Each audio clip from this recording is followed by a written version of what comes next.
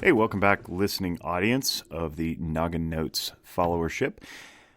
I am always humbled when people download this and listen to my voice and spend time digesting what we have to say, because I recognize how valuable time is, and the fact that you would choose to carve some of it out and listen to me ramble or interview the people who are exceptional talents throughout my life, I think is just remarkable, and I'm very humbled by it. So thank you very much for making us a part of your life, because it's a big deal to me. Today's episode, I think, is a very special one. Chris Berry, who's a longtime friend of mine, I've known him for 20 years now. It's crazy to say that, actually, because in my mind we're still college kids. But he shares some really deep wisdom on how to go through transitions or changes in your life. And then we talk about some other things, some parenting stuff and some motivational stuff. And he's a really inspiring person, and he's always been a light to everyone he interacts with, because he's just a very positive person. And before we get started, I want to share a personal story that I have shared with many people, and I only recently shared it with Chris. But back when I was going through a bout of my own depression, circa 2006, we were both coaching track at a local high school here in Reno. And one day I came to him and I said, to his big beaming smile that never really seemed to turn off, it was like a 1,000-watt flashlight. I said, hey, dude, what's the deal with like always being happy? Because I get that you're like on fire for Jesus or whatever, but help me understand practically how this works, because you have something that I don't understand, but I would like some of it, because I'm in a funk. And he goes, well, and the smile disappeared from his face and his eyebrows furrowed. He says, I guess I just don't focus on the bad things. I just really try hard to focus on what's positive and happy. And I was like, really? It's that simple? So I left a little bit confused, thinking it could be that easy.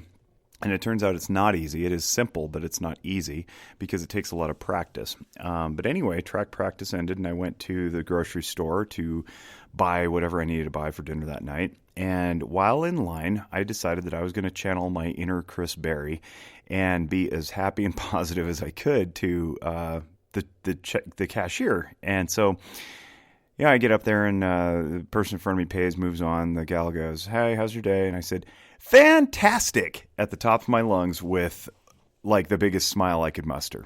Now, mind you, I'm in a period of depression in my life, so doing this took quite an effort. And in the back of my mind, I thought, I'm lying. I am not fantastic. I am not wonderful. I am not any of those things that represent the smile on my face. But her head snapped up and looked at me, and she said, wow, what's going on in your life that you would be that great? And I thought, uh-oh, I've been exposed. So I immediately started looking around, and my brain started scrambling for reasons to justify my exuberance.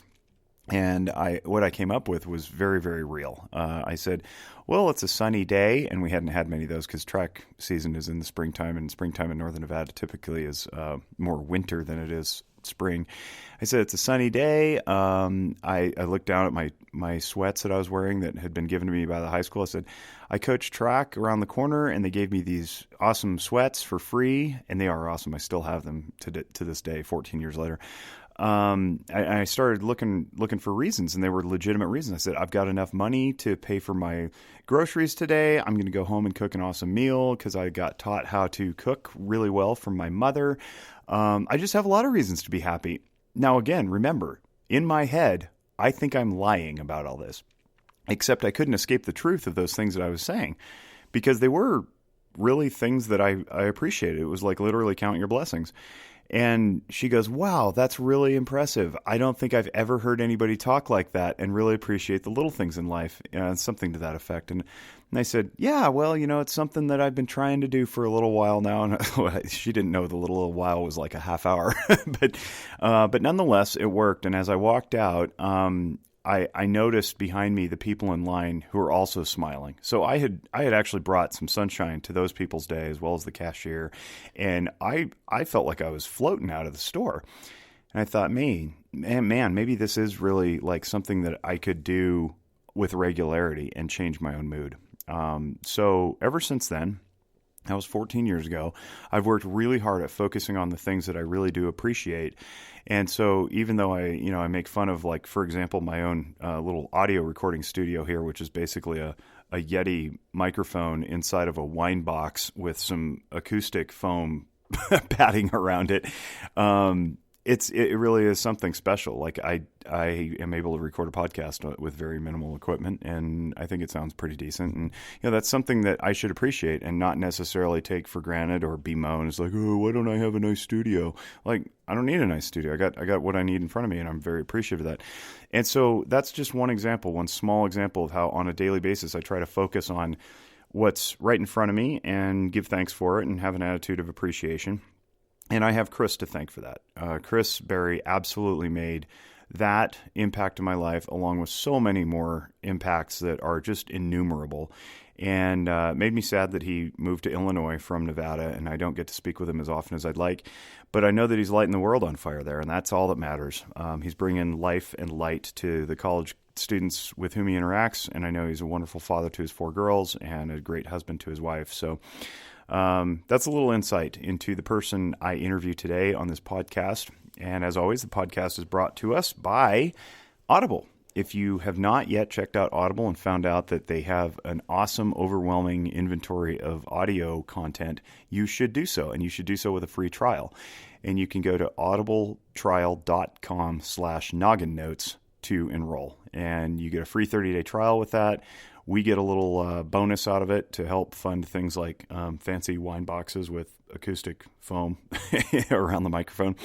And you get to download a free audiobook, and you can keep it even if you cancel your trial inside the 30 days. So audibletrial.com/nogginnotes, free 30-day trial. Hook us up, hook yourself up, feed your brain, all good things. And as always, I have to mention my company, Zephyr Wellness, which I co-own in Reno, Nevada, and also with a location in Sparks. I'm very thankful for that too. For my co-owner, Lindsay, who does so much work behind the scenes. Check out zephyrwellness.org for more information. And with that, I'm going to turn it over to our interview with Chris Berry. Enjoy. Well, today I have the great I can't talk. Not bad for a guy who teaches communication for a living. I have the great privilege of talking to one of my good friends, with whom I've not communicated regularly because he moved halfway across the country. Chris Berry. Hi, Chris. Hey, how's it going, Jake? It's going really well. I've had a good day, and you and I chatted about that offline before I started recording. Chris and I go way, way back. But this isn't about me and him. It's about you and listening to what we have to say. And I want him to introduce himself because he's now in the heartland, I guess you could say. Talk about what you're doing and how you ended up landing in Illinois. Yeah, well, it's pretty awesome that I get to be here.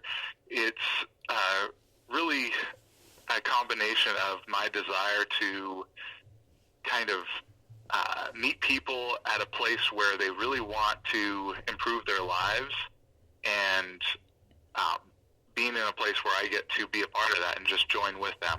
And so I started out after graduating college with wanting to be a teacher and a coach, and then I launched a ministry for student athletes.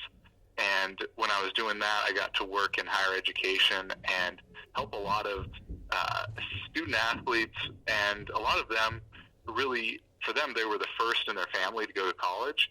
And so higher education was an opportunity for them to really change the trajectory of their lives and the lives of, like, their family.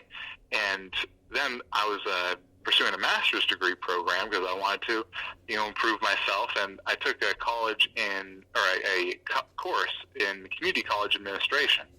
And so I learned about the mission of a community college being really for access for all kinds of students, and it really would attract students who really wouldn't have an opportunity to go to a lot of the different four-year institutions. And so I was really intrigued by that, and so I was looking for options at the different institutions around where I was at the time, which was Reno, Nevada, and it was kind of bad timing because I was graduating when we were facing like a $45 million budget cut, I think, to higher education in Nevada at the time, or maybe that was just in the University of Nevada. But at any rate, it was not the prospects for jobs in higher education in Nevada weren't as good as other places. And so I did kind of a nationwide search, and I wanted to work for a community college. And so I wanted to also start something new that kind of is an alignment with my skill set. And so in Springfield, Illinois, there's a community college called Lincoln Land Community College, and they had just gone through this whole self-exploration process where they're like, what can we do better to serve students? And they kind of compiled all these recommendations and said, well, actually, there's nobody really to oversee this or do this, so let's hire somebody to do all these things. And so that became my position. And so I started the retention and student success department here at Lincoln Land, and actually,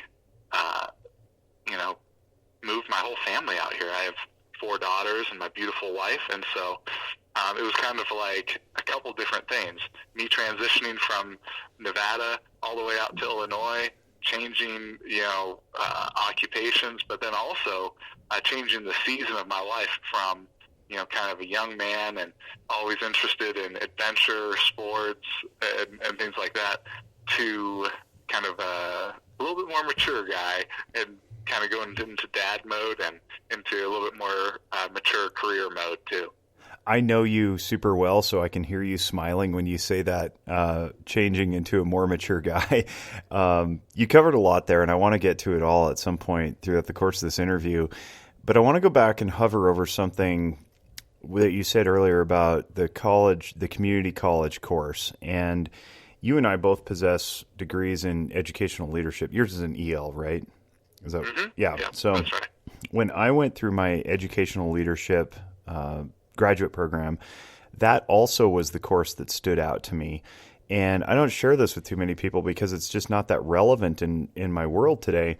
But in that course, I learned that community colleges are really, really valuable, and they're super critical to most communities that have them, because the history of a community college is that it would take from the local trades, basically, and hire its professors or assistant professors who were basically experts in their field, not experts in academia.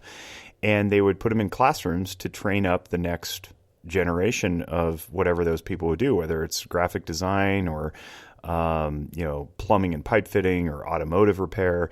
And I had to change my mind because I was raised in a household where it was like, you go to school K through 12, and then you go to college, and college was loosely translated or at least implied as 4-year college. And 2-year college just wasn't even on the radar. And if it was like, well, that's where people go if they can't make it into 4-year college. And we kind of did the little sigh and the take the hat off the head and put it on our heart. And so it was some like death ceremony to people who just merely went to community college. And then I realized in taking this course, far too late in life, by the way, that community colleges are probably more critical to the local education and economy than the 4-year colleges are. They don't tend to have what we call the brain drain, which is people graduate and then leave the community.